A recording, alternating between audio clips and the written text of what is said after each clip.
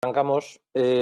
Como os decía Ana, desde su fundación, desde el inicio de la fundación de la BCMA, uno de nuestros principales objetivos ha sido el esclarecimiento del marco legal, la promoción de buenas prácticas y la creación de estándares y metodologías de trabajo, tanto para la creación como para la producción y la monitorización del Industrial Branded Content. Y ante esta falta de regulación específica, lo que hemos hecho es lanzarnos a promover la elaboración de esta guía, que no pretende nada más y nada menos que proporcionar un marco legal para el desarrollo del branded content en España. Confiamos que os pueda ser de ayuda y arrancamos con la presentación. Vamos a hacerlo mediante un formato de entrevista, preguntas y respuestas, tanto a Daniel como a Alejandro Turiño, y como os avanzábamos, abrimos un turno de preguntas después. Empezaríamos con algunas preguntas de tipo genérico. Empiezo contigo, Alejandro. ¿Cuál era el objetivo principal o cuál crees tú que era la principal necesidad a la hora de crear una guía legal sobre el branded content en España? Dando el agradecimiento a la BCMA, obviamente al interés y al impulso de Pablo, de Dani, de Ana, de poner en marcha una guía de esta naturaleza. Obviamente, pues a todos los que se han conectado hoy, porque creo que es un buen síntoma del interés que esto despierta, muchas veces yo creo que ese es el objetivo principal, por la falta de claridad o de seguridad jurídica que nos encontrábamos muchas veces en el asesoramiento a prácticas y a la creación de determinados activos que de alguna u otra manera tenían un difícil encaje dentro de la regulación.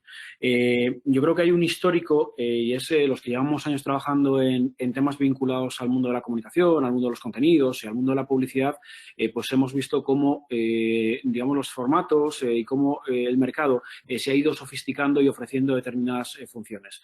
La realidad es que el derecho siempre trata de dar respuesta a la realidad digamos, de los acontecimientos, pero es también una realidad y así tiene que ser. El derecho siempre va más lento que esa realidad. En este caso, yo creo que lo hemos visto de manera muy clara, igual que lo veíamos en otros momentos, por ejemplo, donde durante mucho tiempo se empezaron a poner en práctica determinadas prácticas publicitarias, como por ejemplo el emplazamiento de producto, y luego todo esto culminó primero en una directiva europea y luego en una norma de carácter nacional. El objetivo de la guía nace con la vocación de, primero, de escuchar a todas las voces del sector que abogaban por una seguridad y por una certeza jurídica a la hora de poner en práctica iniciativas, y luego también por una, casi diría, una vocación egoísta por parte de los que estamos en la parte práctica del derecho, tratando de tener un marco relativamente claro. Obviamente, esto no es legislación, esto no es derecho positivo, esto no es una ley, pero sí trata de ser un documento de una suerte de autorregulación de los operadores de la industria, las principales voces del sector que han inspirado su entendimiento de la materia, obviamente con un encaje claro en lo que vienen diciendo determinadas normativas en el ámbito de la comunicación y de la publicidad que nos sirven para tener un carácter o un marco razonablemente claro de qué se puede hacer, qué no se puede hacer y sobre todo cómo deberíamos activar determinadas acciones dentro de nuestra estrategia de marca. Gracias, Alejandro. Y Daniel, ¿a quién dirías tú que está dirigida fundamentalmente esta guía? Mute. Estás en mute. Daniel.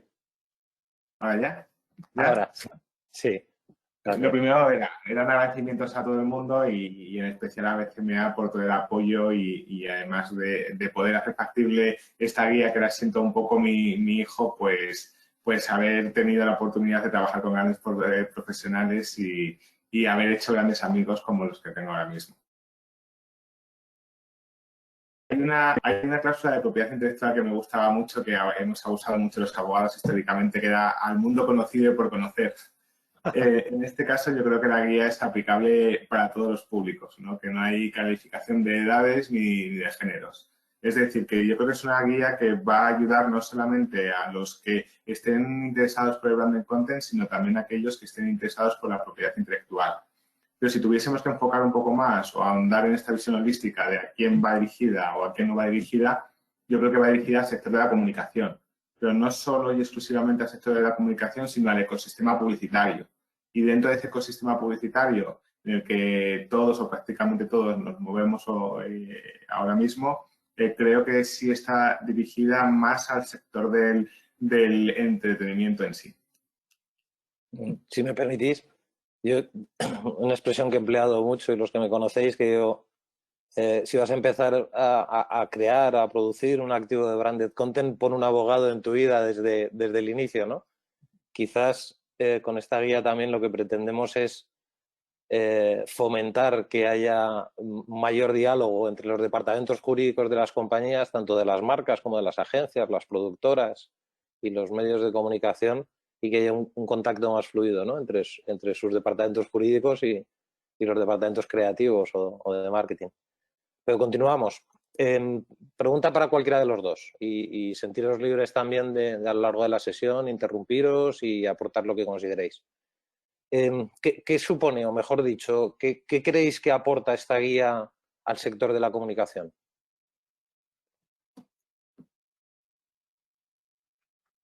Bueno, para mí, como has lanzado ambos, me lanzo o abordo yo en primer lugar. Yo creo que el objetivo es claro, como hacíamos antes, es tratar de aportar seguridad jurídica a una determinada práctica que ya está en el mercado. Es decir, al final, como decía antes, hay una cierta impotencia e inseguridad cuando uno pone en marcha algo y no sabe cuáles son las consecuencias jurídicas de ello. Yo creo que además uno de los fines fundamentales del derecho es aportar seguridad jurídica a los justiciables. Es decir, yo hago algo y quiero saber cuáles son esas consecuencias. El objetivo de la guía es, desde obviamente una posición humilde, pero también con la fortaleza que BCMA tiene ahí, tratar de, como decíamos antes, aglutinar las voces del sector, dando una visión realista y creo que jurídicamente muy alineada con otros posicionamientos a nivel internacional y también con mucha jurisprudencia existente en prácticas, digamos, aledañas o preexistentes, pero claramente el objetivo es eso. El objetivo es que alguien que quiera poner en marcha, llámese, digamos, la parte creativa, la parte jurídica, que quiera poner en marcha una iniciativa de esta naturaleza, que sepa atenerse a qué marco puede, digamos, atenerse o no, como decía, y que de algún modo sepa las consecuencias de sus actos. Para mí, es decir, desde un punto de vista de la abogacía, es muy frustrante cuando nos hemos encontrado con los noes recurrentes ante la incertidumbre o ante el miedo de si algo se puede o no hacer. Esto trata de, por resumirlo, de aportar luz a una disciplina o a una práctica que es una realidad. Genial, sí. Siguiendo la línea de lo que ha dicho Alejandro, que lo comparto total y absolutamente, lo que siempre tenemos que asentar como base o como criterio, y aquí también lo sabes tú mejor que yo, el branded content es una estrategia de comunicación y que aunque tenga una apariencia más o menos novedosa, lleva años y años. Cuando estábamos analizando la guía y tiramos de histórico, veíamos como en la primera guía Michelin francesa de 1900 ya teníamos branded content. Y cuando yo he hecho cursos de branded content legal, uno de los casos prácticos que utilizo siempre o casi siempre es el Popeye y las espinacas, ¿no? También es cierto que en los últimos años ha habido una saturación provocada por la publicidad. No sé si por malas praxis o por desconocimientos o creo que me estoy metiendo en terrenos fangosos que no quiero meterme. Pero es verdad que las marcas han vuelto a optar por la creación de estos contenidos. Por eso, y reiterando, recargando lo que ha dicho Alejandro, yo creo que efectivamente lo que pretendemos con esta guía o lo que la BCMA ha pretendido con esta guía es contrarrestar el vacío jurídico existente en torno a esta figura, proporcionando una serie de pautas, de directrices, de best practice, ¿no?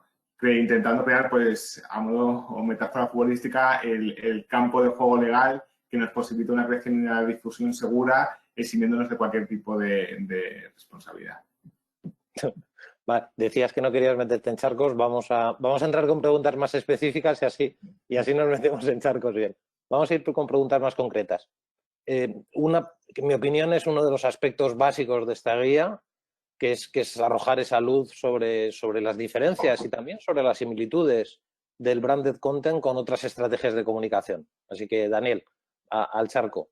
¿Qué incluye la guía? No, te la pregunta te la hago ahora. ¿Qué incluye esta guía en relación con los aspectos jurídicos del branded content y su comparación con otros temas con otras formas de publicidad? Es decir, ¿qué diferencias podemos apreciar entre branded content y otras formas de publicidad? Vale, lo que tenemos que saber es que el branded content engloba aquellos activos de comunicación, y creo que voy a repetir muchos activos de comunicación porque me lo ha grabado el juego Pablo, producidos o, por lo tanto, son aquellos activos de comunicación producidos o coproducidos por una marca cuyo rol o cuya función va a ser el entretenimiento, la información, intentando comunicar o intentando trasladar los valores de la marca. Y no solamente comunicar los valores de la marca, sino que también va a buscar un engagement, o sea, un conectar con una audiencia.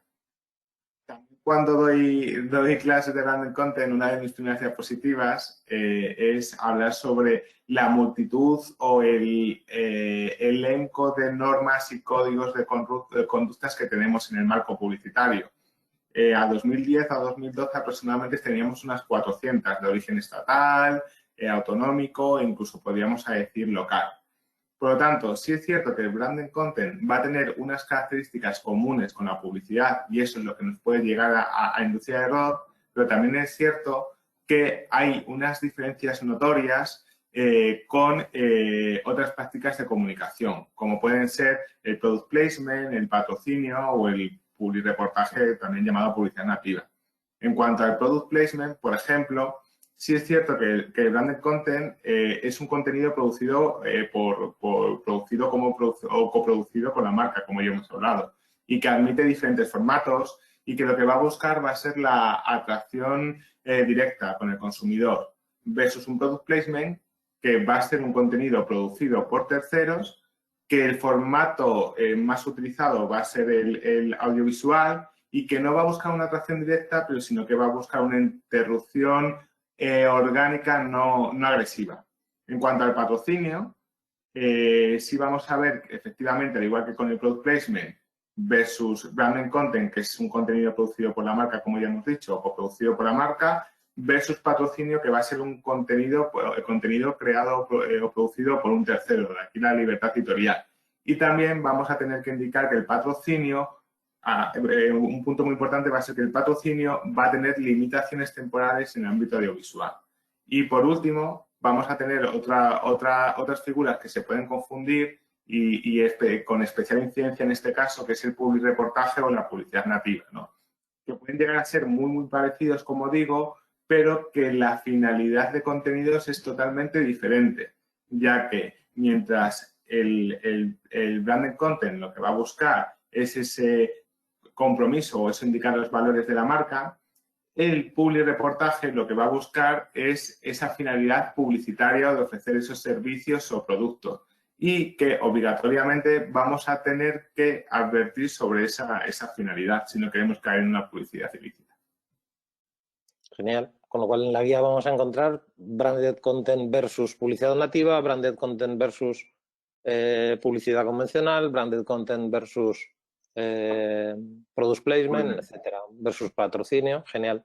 Alejandro, de hecho, si me dejáis haciendo uso de la invitación a interrumpir que ha hecho Pablo inicialmente, yo creo que, vamos, Dani lo ha explicado de manera perfecta, pero sobre todo yo creo que hay un ejercicio previo que, aunque parezca un poco difícil de comprender, nos ha llevado mucho tiempo hacerlo y apenas con una definición durante semanas, para nosotros, digamos que para hacer el análisis jurídico de algo era relevante conocer qué era ese algo. Y ahí las voces de la industria, encabezadas por Pablo, han ayudado mucho para tratar de entender, oye, esto sí, sobre todo sobre muchos ejemplos prácticos, esto sí es branded content, esto no lo es, esto sí, esto no lo es. Y sobre esos, digamos, esto sí, esto no, hemos llegado a una suerte como de principios que son los que luego, como bien ha apuntado Dani, nos permiten, digamos, sacar ese tipo de acciones, ese tipo de activos de otras prácticas que ya están reguladas en las normas o en determinadas normas, y que además nos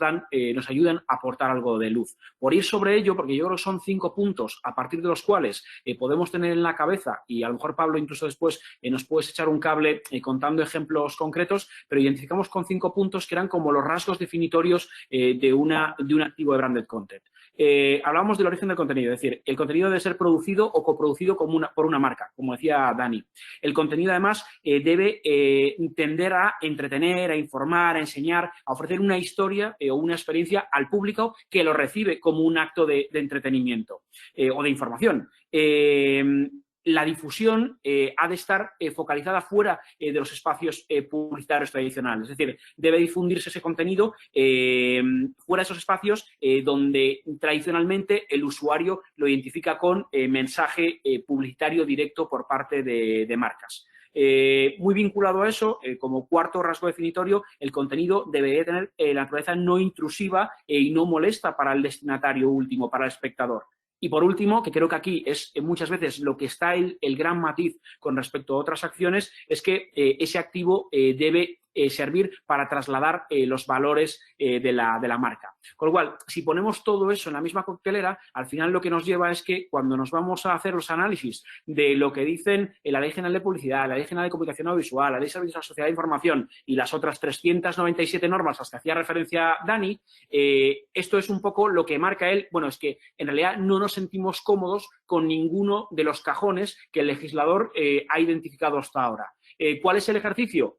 Uniéndolo con la primera pregunta, pues precisamente tratar de hacer una interpretación integradora del ordenamiento jurídico y ver qué obligaciones son necesarios cubrir con el objetivo de que la práctica que se lleve digamos, a cabo sea efectivamente legítima y de conformidad con la ley. Porque obviamente lo que no podemos es pensar que no está regulado, entonces hay un vacío. Bueno, lo sabemos y sabemos, y además estamos viendo, no sé si decir revuelo, pero en las últimas fechas cada vez más movimiento en relación con determinadas acciones que en ocasiones están a caballo entre la publicidad, la información y la comunicación, que pues han tenido sanciones por parte de la CNMC, que han llegado a órganos jurisdiccionales, y para nosotros aquí de ahí la importancia de tratar de clarificar ese marco.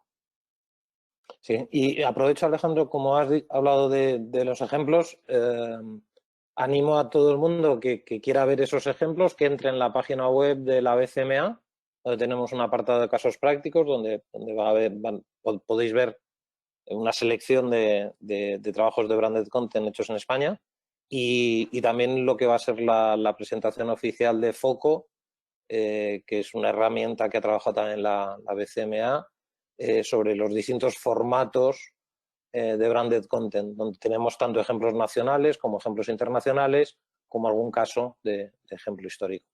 Pero continuando con las preguntas específicas.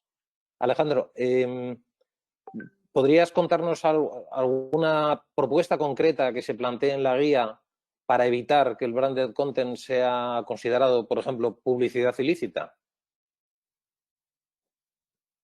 Bueno, de hecho, yo creo que ahí, como decía antes, al final, como estamos identificando estos activos a caballo entre la comunicación y la publicidad, donde sabemos que el marco regulador de una y otra esfera son distintos y donde la línea en ocasiones es muy tenue, y de hecho hay determinados activos que comienzan naciendo de una manera y luego viran hacia el otro camino, y aunque la guía, creo, o por lo menos así trata de hacerlo, identificar muchos más escenarios, yo me quedaría como con dos grandes principios. Es decir, para que hablemos de branded content y para que el contenido pueda ser difundido bajo el paraguas del ámbito del entretenimiento y no de la publicidad, debe tener esa consideración. Es decir, que hablemos de la generación de un contenido producido por la marca y no de una publicidad con una vocación directa o indirecta de la venta de un producto o un servicio.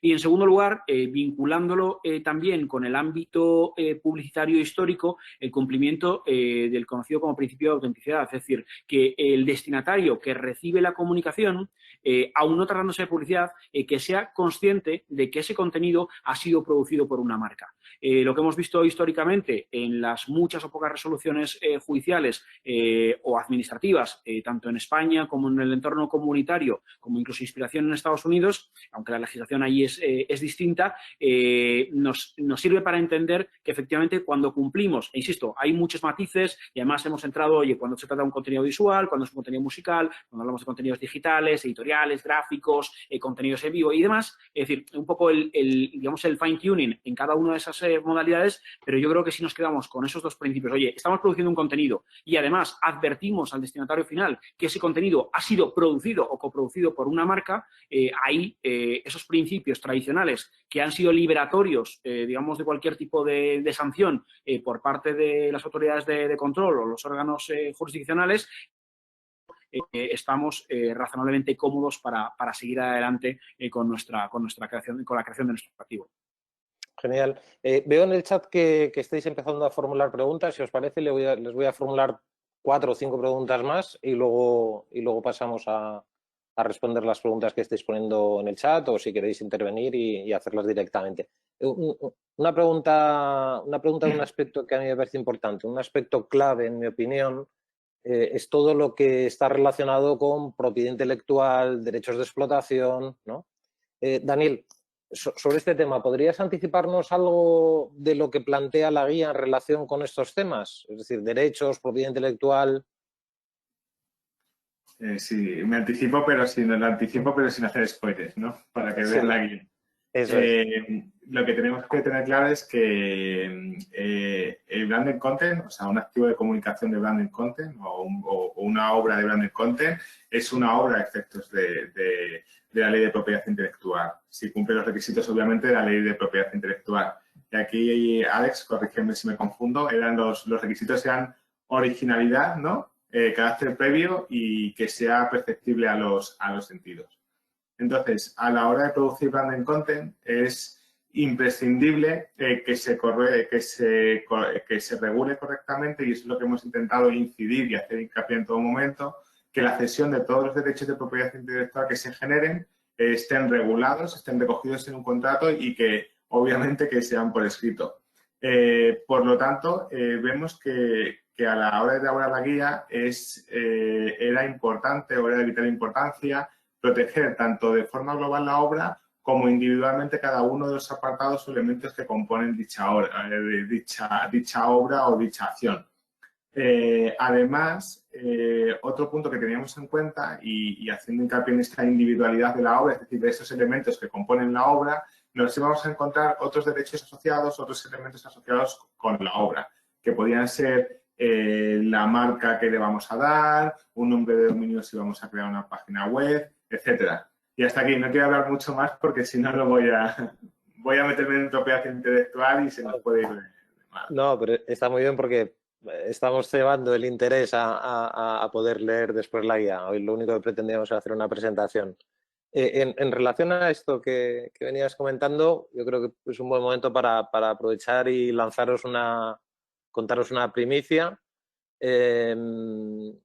Y concretamente, Alejandro, por favor, cuéntanos algo más, avánzanos algo sobre este registro que pretende crear la BCMA y cuál es su finalidad.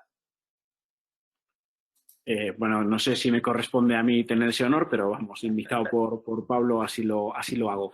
Y cuento también un poco el histórico. Yo muy bien, Dani. Cuando la ley de propiedad intelectual protege una serie, es decir, hay un elemento subjetivo que protege, que es las obras, es decir, esas obras como expresiones concretas de una determinada idea en un soporte tangible e intangible, que sean originales y que hayan sido creadas por el ser humano, ¿vale? Resumiéndolo en términos amplios, eso sería el objeto de protección de la ley de propiedad intelectual. Y ahí hay un elemento clave que es el inicial, y es que es lo que se protege, y se protege la expresión de una idea. Y de hecho, en muchas ocasiones nos encontramos con una frustración real, y lo experimentábamos en el histórico y lo experimentamos también en el ámbito del branded content, y es, oye, yo tengo una idea, esa idea ha sido apropiada por un tercero, ha sido copiada por un tercero, ha sido plagiada por un tercero, se están aprovechando de mi esfuerzo, de mi reputación. Y hemos visto históricamente que la manera para combatir tanto, digamos, desde un punto de vista de jus prohibendi, es decir, de impedir que otro se aproveche de ese esfuerzo de reputación, es tener una prueba válida en derecho, y aunque esto no es descubrir América, porque existen determinados formatos, pues un registro provincial de propiedad intelectual, tenemos un depósito notarial, tenemos determinados registros privados, pero la realidad es que creo que ahí el mérito es de BCMA, no existía como tal un registro cualificado que de alguna manera diese cobertura específica a los activos de branded content. ¿Qué es el registro que BCMA lanza? Pues básicamente un paraguas que desde un punto de vista de naturaleza jurídica estaría amparado dentro de lo que sería un tercero de confianza previsto por la Ley de Servicios Sociales de Información y del Comercio Electrónico, donde BCMA se erige en mero depositario de un contenido, de la expresión de una idea que ha sido creada por una marca. Es decir, BCMA obviamente no hace de juez y parte, ni muchísimo menos, sino simplemente de un tercero que aporta una prueba cualificada diciendo, oiga, esta compañía o este sujeto tenía en su posesión este contenido en una fecha determinada. ¿Para qué sirve eso? Para que posteriormente, y sobre la base de las distintas armas jurídicas que nos ofrece el ordenamiento, podamos ejecutar ese jus prohibendi al que hacía referencia antes, es decir, oponernos a que un tercero explote lo que yo he creado. ¿Cómo? Pues a través de, bueno, esto está bastante trazado tanto en la legislación como en la jurisprudencia, a través de acciones civiles o penales en materia de propiedad intelectual, a través de acciones por aprovechamiento del esfuerzo y reputación ajenas previstas en la ley de competencia desleal, e incluso en ocasiones, como lo hemos visto también en el caso, yo creo que más histórico y más conocido, el de los formatos audiovisuales y radiofónicos basados en la acumulación de acciones con carácter subsidiario. Es decir, se inicia una acción frente a un tercero como consecuencia de la explotación no consentida de un activo de propiedad intelectual y subsidiariamente, y para el caso de que se estime que ese formato, o en este caso ese contenido de branded content, no tiene originalidad suficiente para ser protegido por la ley de propiedad intelectual, entonces que de manera subsidiaria entre en aplicación lo que determina la normativa en materia de competencia desleal. Hemos visto muchos casos, yo creo que vamos con hacer un simple ejercicio memorístico o incluso tirando de Google, nos vamos a encontrar con determinadas resoluciones de tribunales y juzgados en España que han tratado de proteger y afrontar esa vía. Gracias, Alejandro. Me encanta esta expresión de tercero de confianza.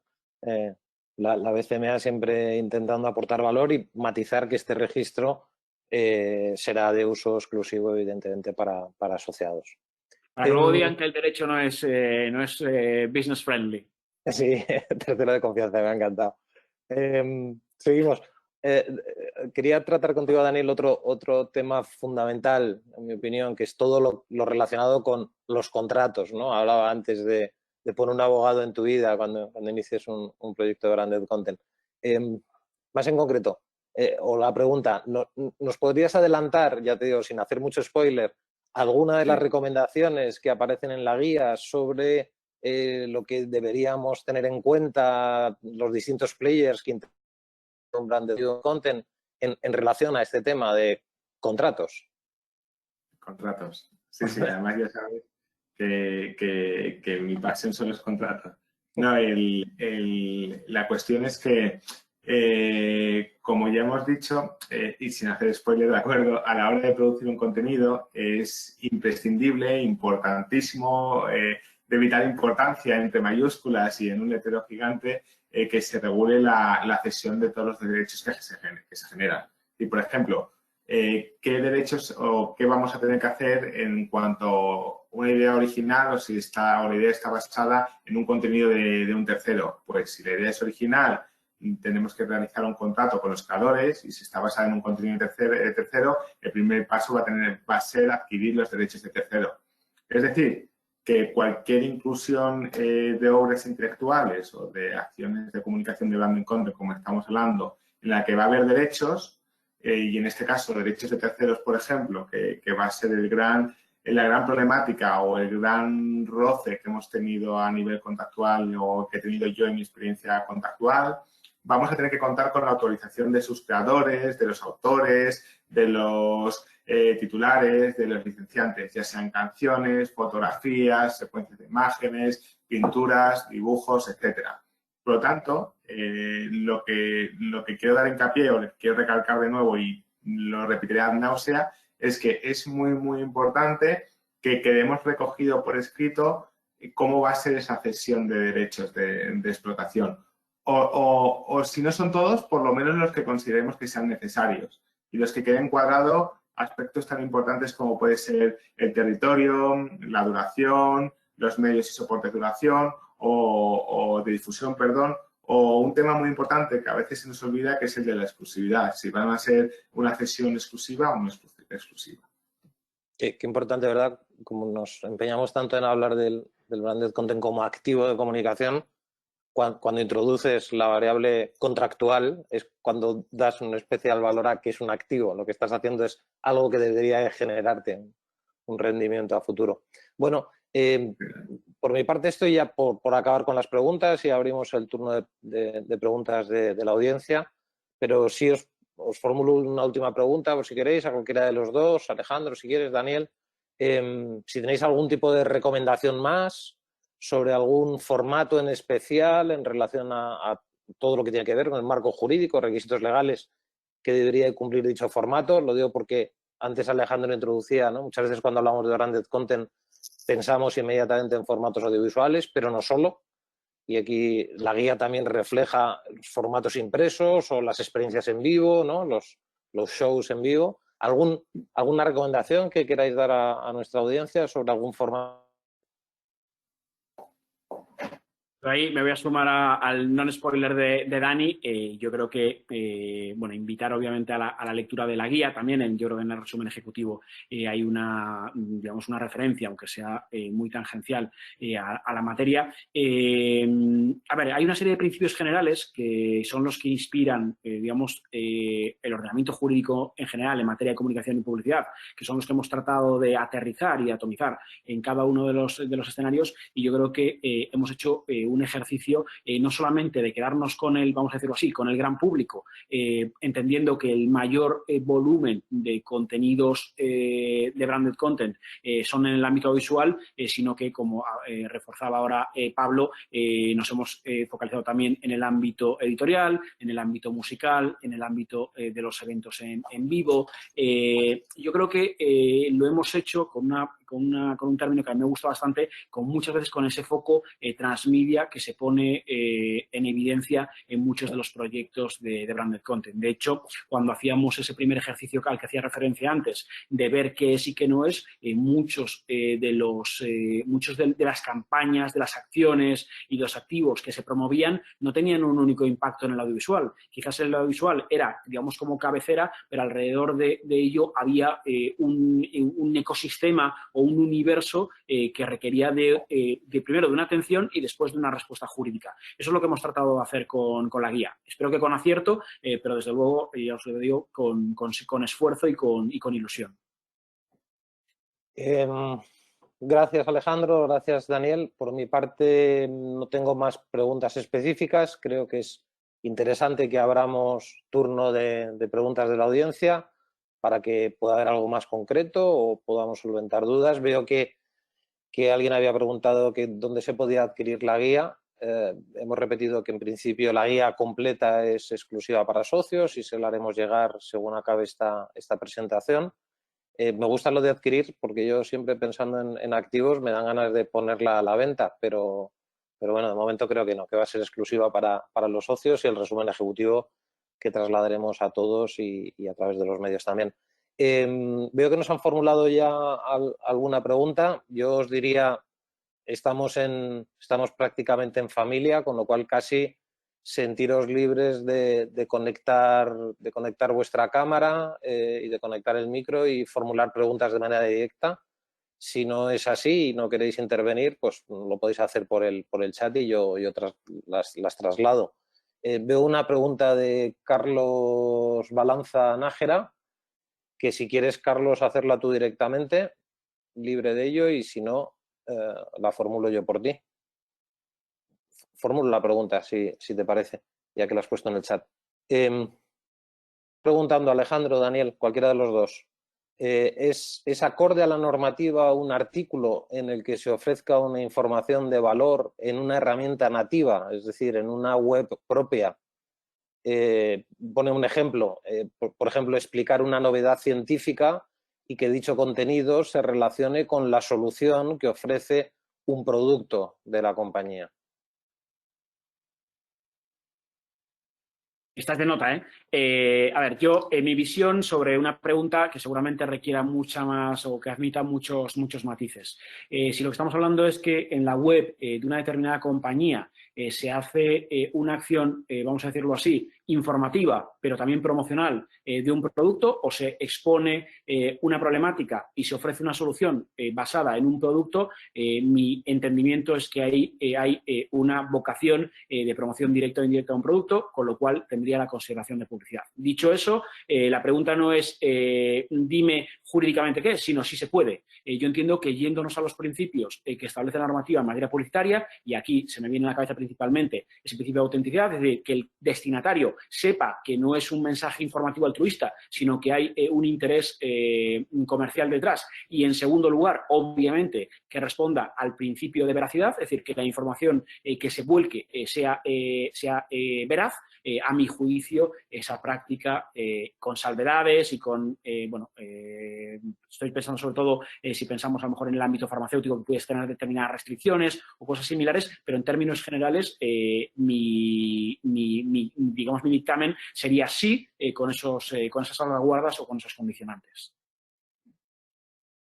Perfecto. Yo solamente añadir que iba a responder depende, Alejandro ha dado la respuesta correcta. Creo que depende de que tengamos en cuenta la normativa farmacéutica o códigos de autocontrol, etcétera, y de regulación farmacéutica, pero efectivamente en principio sí, pero con esas salvedades. O sea, comparto totalmente lo que ha dicho Alex. Sí, yo por mi parte, lo único que podría añadir por clarificar con respecto a la pregunta sería, bueno, pero esta pregunta va relacionada con un contenido de marca, con un branded content, en el sentido de si es una web propia, es una información. O sea, lo que habría que ver es cuando decimos una herramienta nativa en una web propia es si esa web me está comunicando claramente, de manera transparente, que pertenece a una marca y que pertenece a una compañía, ¿no? O sea, entiendo que cuando habla de propia es que yo me voy a enfrentar a esa web y voy a saber que hay una marca que está detrás, ¿no? Otra cosa sería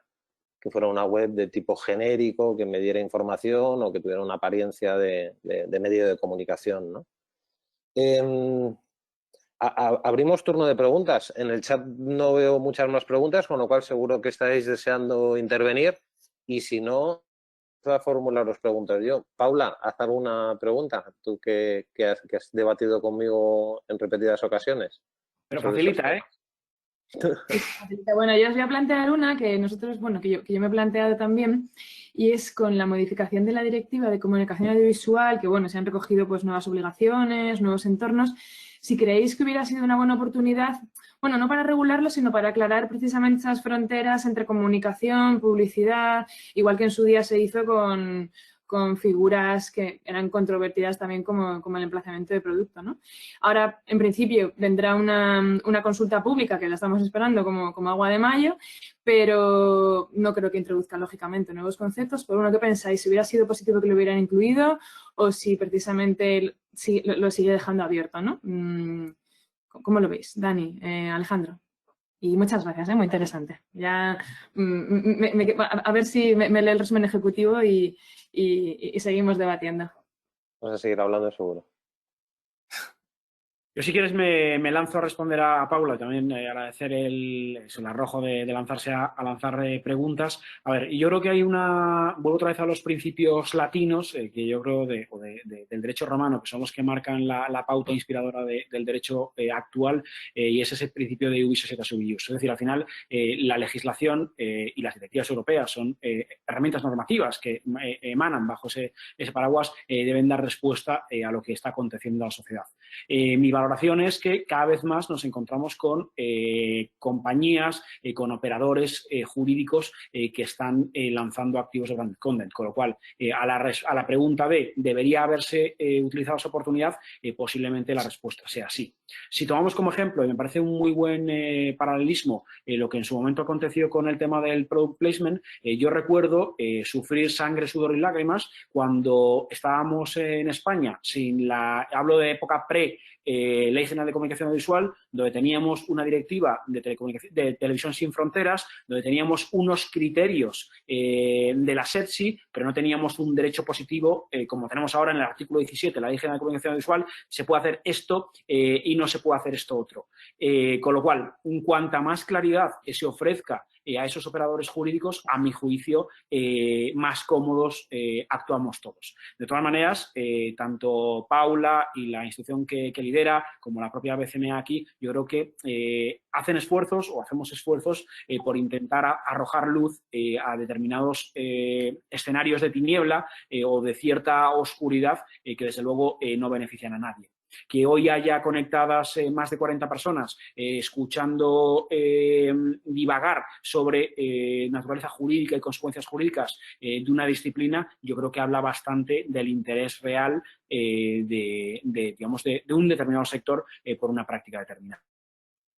Yo, fíjate, si me permites, Paula, lo que hemos intentado, la BCMA creíamos que teníamos que hacer una reflexión interna previa y que esto la mejor manera de plasmarlo era en esta guía, pero desde aquí ya te avanzo que nuestra intención, como no puede ser de otra manera, como asociación absolutamente abierta y colaborativa, es entrar en contacto con el resto de las asociaciones, por supuesto el IAB, pero también con la Asociación de Agencias, la Asociación de Productoras, con la Asociación de Anunciantes y empezar a establecer nexos de unión para que seamos todos, porque todos los players que intervenimos, los que tengamos una voz y una opinión lo más consensuada posible sobre estos aspectos.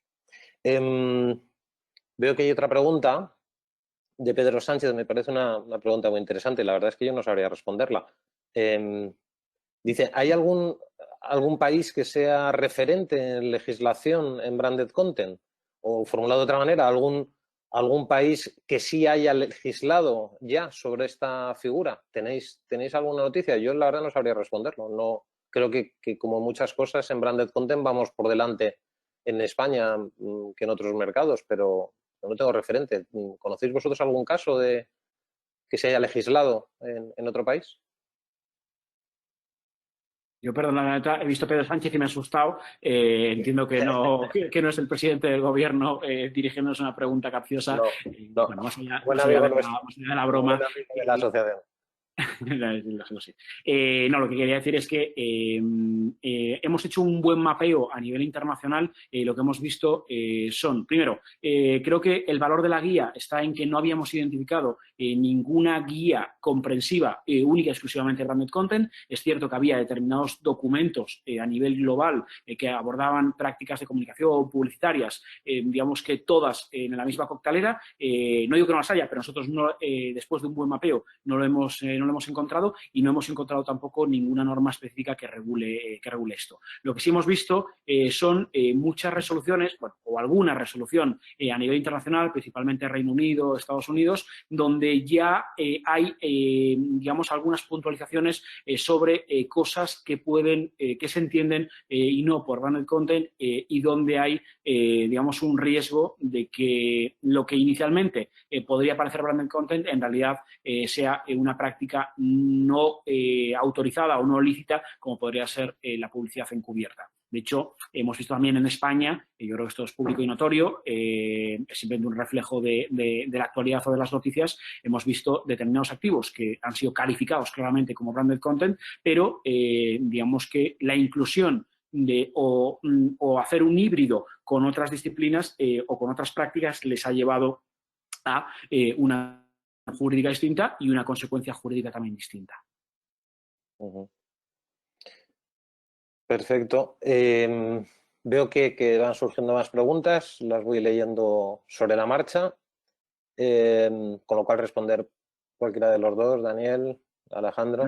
Esta me lanzo yo porque me la han puesto, me han dejado botando el balón.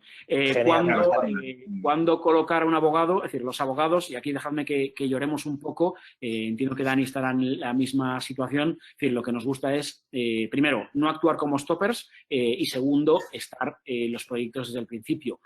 Aquello del abogado bombero que llega cuando ya el lío está hecho, tiene una parte de reto intelectual, pero muchas veces el encaje es regular. Nosotros, pues al final en el despacho en Écija nos encontramos ocasiones donde lo que tenemos ya sobre la mesa es un pleito o la incoación de un procedimiento administrativo o judicial por el incumplimiento de una determinada norma. En muchas ocasiones lo que el cliente ansía hacer es posible hacerlo, pero es necesario tomar una serie de cautelas previas. Con lo cual, respondiendo de manera más directa a lo que estaba preguntando Sunde, yo diría que aquí el valor sería meter en esas primeras reuniones de trabajo o cuando haya ya, digamos, un esbozo de, oye, queremos ir por aquí, queremos ir por allá, que el abogado pueda dar su visaje jurídico o por lo menos que haga, que es lo que yo creo que a lo que nos dedicamos los que estamos en el derecho de los negocios, es una aproximación de riesgos. Es decir, oye, esto debería ser, no hay prácticamente nada que sea blanco o negro, pero hay muchos matices y muchas maneras de enfocar algo para poder llevarlo a buen puerto. Una matización y a raíz de lo que ha dicho Alejandro, que lo comparto totalmente y siempre que he tenido algún puesto de responsabilidad he intentado tirar del previo al marrón y siento si muchas veces no ha sido así. Y como dice Pablo, ¿no? Pon un abogado en tu vida.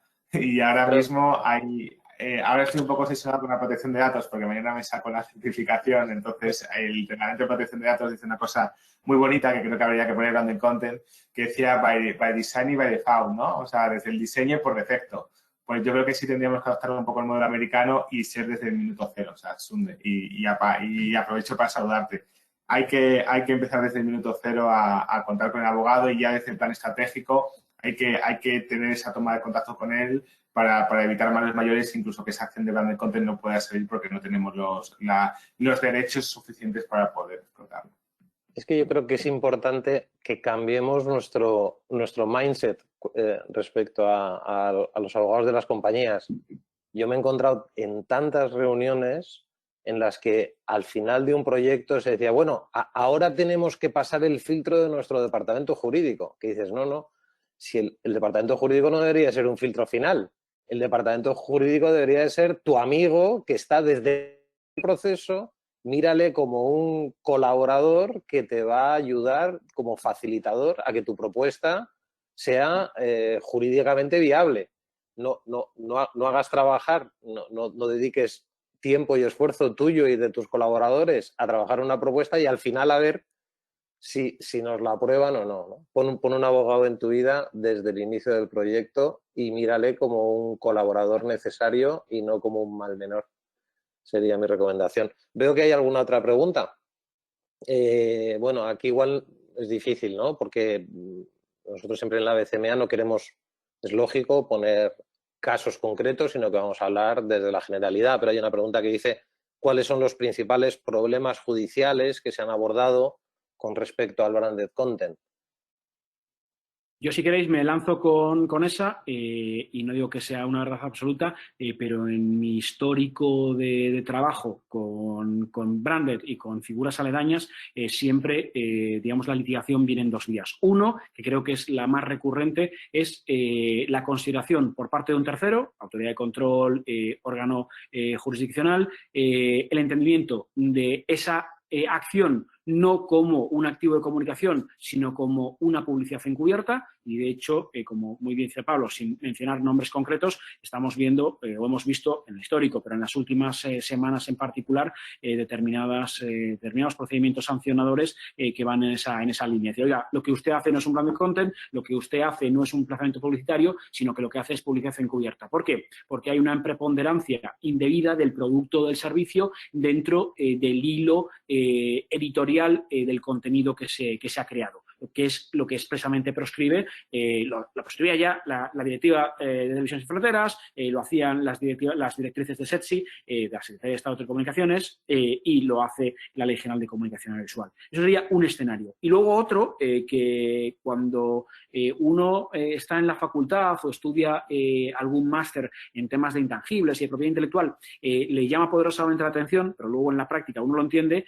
A veces la creación de los contenidos va tan rápido e intervienen tantos agentes que a veces se pierde el foco sobre ese chain of title o esa necesidad de obtener todos los derechos de todos los intervinientes en un determinado contenido. Si pensemos que esto se ejecuta a través de una suerte de encargo de producción. Si el encargo de producción tiene como resultado, que debería ser la entrega de una lata, esa lata debe garantizar, o quien la entrega, el cedente, debe garantizar que cuenta con todos los derechos, autorizaciones necesarios para su cesión a un tercero, a una cadena, a una plataforma o incluso a una marca. La realidad ahí es que observamos cómo en ocasiones o bien no se respetan los derechos de propiedad intelectual de todos los contenidos que se utilizan, pedido de derechos para la música, se realiza una obra compuesta, una obra derivada, porque parte de una obra preexistente anterior, bien no se respetan los derechos de propia imagen de determinados sujetos. Bueno, me imagino que todos los que estáis hoy conectados, que tenéis práctica diaria, en ocasiones nos encontramos con praxis que no responden a los mejores estándares. Pues como decía antes Dani, oye, que no se firma ni un solo contrato, o bueno, de hecho, casi a modo de anécdota y por llevarlo al chascarrillo, yo me he visto en muchas ocasiones, es cierto que cada vez menos, pero me he visto en muchas ocasiones negociando contratos de acciones que ya estaban ejecutadas, con lo cual era un poco una discusión en etéreo, porque me lo vas a entregar a los 15 días, pues ya está entregado, esto ya está cerrado, pero al final el foco se pone en otra cosa y no debería ser así. Pero yendo al grano de lo que dice Yari, mi experiencia me dice que procedimientos judiciales por vulneración del derecho a la propia imagen o por infracción de derechos de propiedad intelectual competencia desleal y acciones de oficio o instadas por terceros en algunos oligopolios o en sectores más reducidos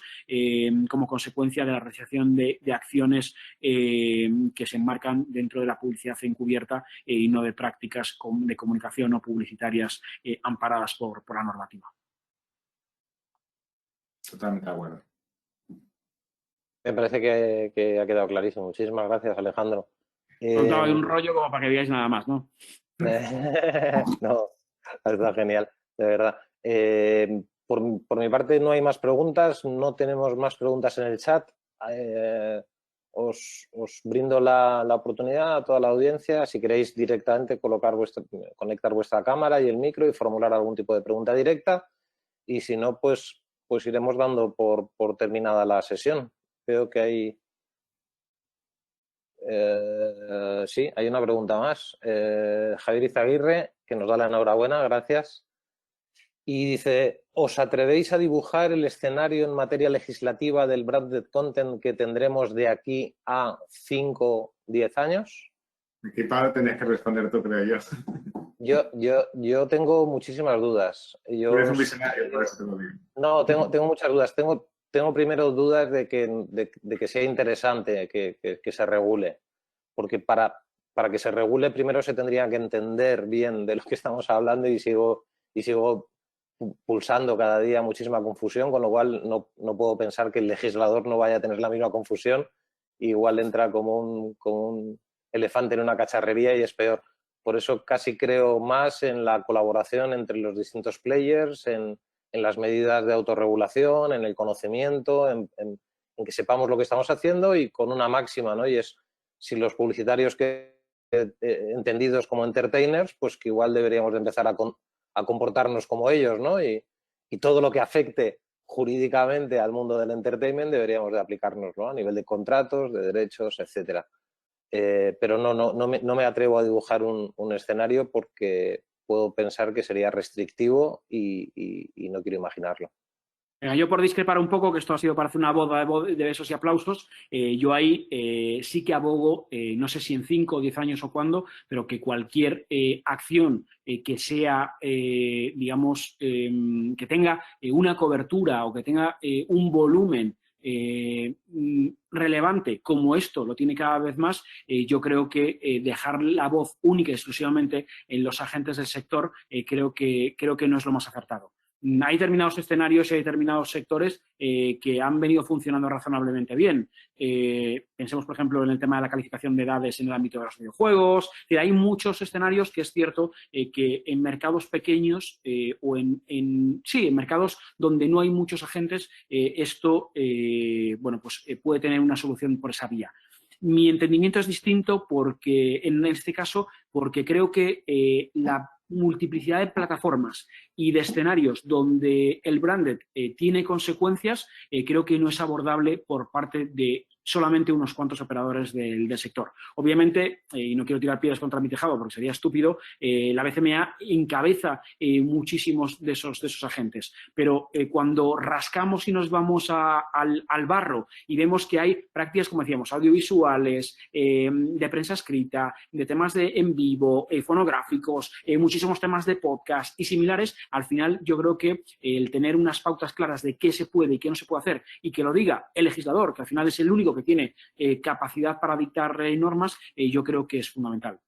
No quiero jugar a gurú porque siempre fallo, pero sí me atrevería a decir que en respuesta a lo que dice Javier, si la disciplina y este tipo de activos siguen con un crecimiento como el que tenemos a fecha de hoy, y de hecho lo veréis en la guía, hay datos que dicen, oye, es que de 2 años para aquí el volumen de crecimiento es un scale-up absoluto, yo no concibo que la legislación no dé solución a eso. Es mi visión. No.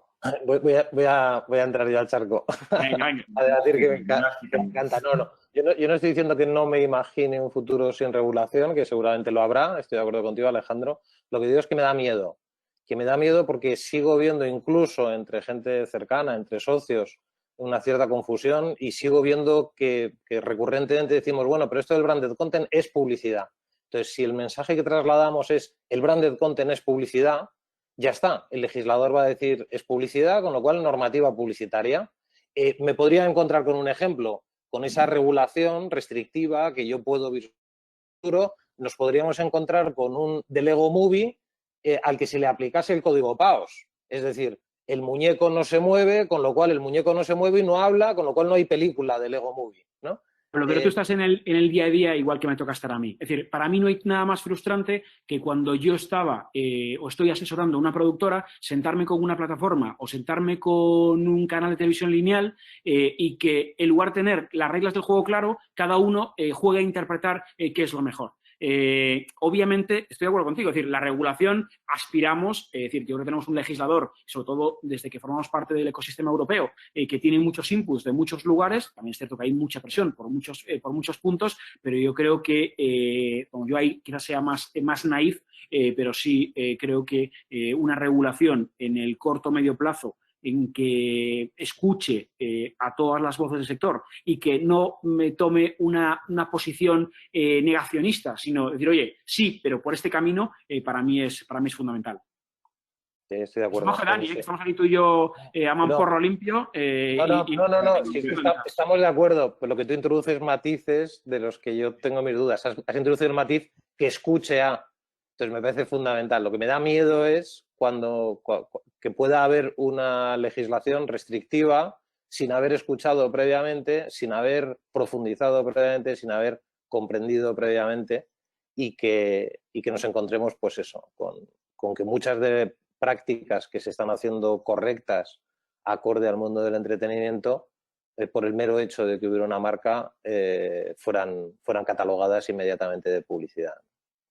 Y aplicadas. Yo creo, y perdón que os corte, o sea, voy en la línea de los dos, pero sí es verdad que viendo el fenómeno como han ido avanzando las cosas, y para Ortiz que me ha tenido muchas de sus comisiones, hablando de influencers, de protección de datos, de cookies y demás, a lo mejor directamente el legislador no dibuja el escenario en materia de branded content, pero a lo mejor sí dibuja otras instituciones mejor, como puede ser temas publicitarios, como digamos la de product placement, publireportaje, etcétera, de tal manera que nos ayude a identificar o que nos diga requisitos exactos para poder no meternos en esos requisitos o encuadrarnos en esos requisitos y poder hacer branded content. Es decir, que a lo mejor no desarrolla o no traza el branded content, pero traza otras figuras que permiten que podamos saber qué es branded content o al menos qué no es publicidad y que por lo tanto se puede marcar dentro de esta acción de comunicación. Creo esperar que sea así. Más tarde o más temprano, yo creo que va a ser más tarde que temprano, porque estamos viendo otras figuras como los influencers que el mercado lo estaba reclamando y bueno, pues ahora mismo se ha sacado una guía por parte de autocontrol, se va hablando, pero que vemos que en Estados Unidos han sacado algo, pero que vamos a años luz de la realidad jurídica o de la realidad social.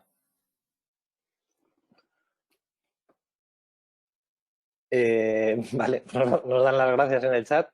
Yo creo que vamos a dar, veo la hora que es, a no ser que me digas tú lo contrario, Ana, vamos a dar por cerrada la sesión. Por mi parte no quiero ni puedo evidentemente cerrar esta sesión sin agradecer una vez más a Daniel Solís, a Alejandro Truriño, a todos los abogados de Écija que han contribuido y que han estado trabajando en la elaboración de esta guía.